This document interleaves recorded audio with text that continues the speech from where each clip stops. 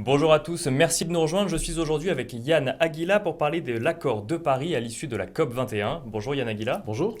Alors Yann Aguila, vous avez plusieurs casquettes, vous êtes avocat, mais vous êtes également ancien membre du Conseil d'État, vous enseignez le droit public à Sciences Po Paris, mais vous êtes également président de la commission environnement du Club des juristes. Et à ce titre, vous venez justement de publier un rapport pour, je cite, renforcer l'efficacité du droit international de l'environnement. C'est la raison de votre intervention ici. Yann Aguila, la COP 21 vient de s'achever, que faut-il retenir? C'est un succès ou un échec? Je crois que c'est d'abord un magnifique succès diplomatique. L'accord de Paris, c'est tout de même un accord qui est d'abord universel, ça veut dire qu'il rassemble 195 États, les 195 États de la planète. C'est aussi un accord juridique, et beaucoup d'inquiétudes sur ce point. Ça veut dire que c'est un accord qui a pris la forme d'un véritable traité au sens juridique du terme, c'est-à-dire un acte qu'on peut invoquer devant un juge, à la différence par exemple de l'accord de Copenhague, qui lui avait été simplement une déclaration politique sans aucune valeur juridique. Donc là c'est un accord juridique, et en plus c'est un accord qui a tout de même, au moins en partie, pas complètement, on pourra y revenir, mais au moins en partie des objectifs ambitieux. C'est un accord ambitieux en partie, puisqu'il fixe un seuil limite de la hausse des températures, c'est le cap de 2 degrés, et il ajoute même 1,5 degré si possible. Mais cet accord est-il vraiment suffisant? Certains ont pu parler de déception, je crois.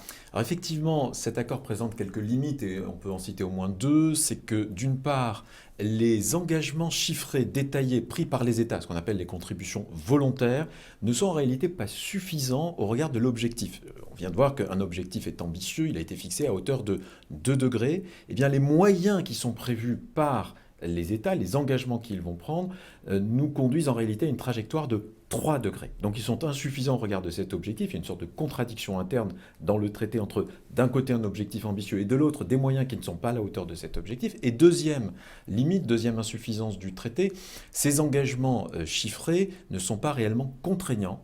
C'est un mécanisme de contribution purement volontaire qui ne peuvent pas être sanctionnés en cas de manquement.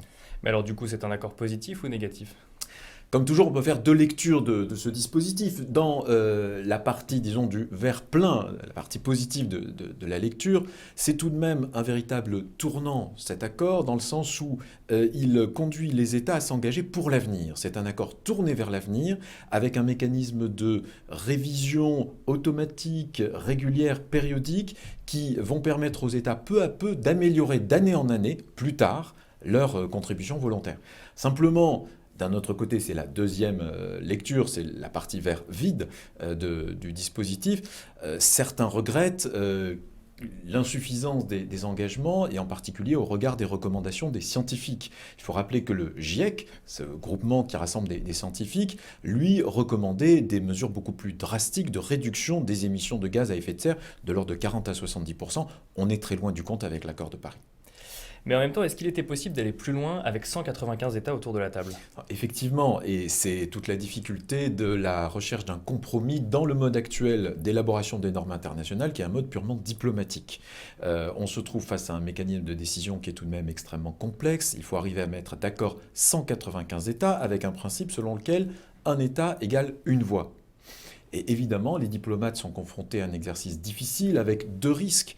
Soit un risque de paralysie si on est trop ambitieux, c'était l'échec du sommet de Copenhague, soit un risque de réduction des ambitions si l'on veut réunir le plus grand nombre d'États possible, et c'est peut-être un peu la limite, c'est vrai, de l'accord de Paris.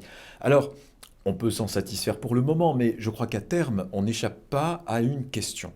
Est-il raisonnable de continuer à décider à 195 États avec ce mécanisme de recherche de compromis et cette espèce de psychodrame permanent à chaque nouvelle conférence, quand on se trouve face à des décisions aussi importantes et aussi graves que des décisions qui touchent tout de même au maintien des grands équilibres de la planète.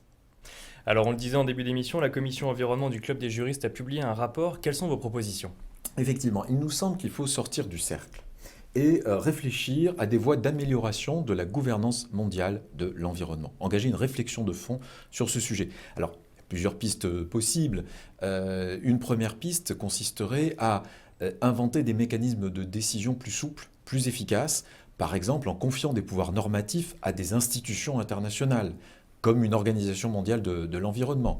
Deuxième série de pistes que nous explorons, renforcer la place de la société civile sur la scène internationale. Il faut savoir que la société civile aujourd'hui joue un rôle essentiel dans ce domaine. On le voit avec la COP21, le rôle des ONG, des entreprises, des collectivités territoriales. Mais pour le droit international, classique, traditionnel, seuls les États sont des sujets du droit international. C'est un droit conçu par les États, pour les États. Eh bien, nous proposons de reconnaître plus de place à la société civile pour jouer un rôle d'aiguillon, pour inciter les États à adopter des accords plus ambitieux. Et puis pour finir, si vous me permettez un mot de conclusion, je crois qu'au fond, les citoyens, maintenant, doivent s'approprier l'accord de Paris. Finalement, les citoyens jouent un peu un rôle de vigie, de sentinelle.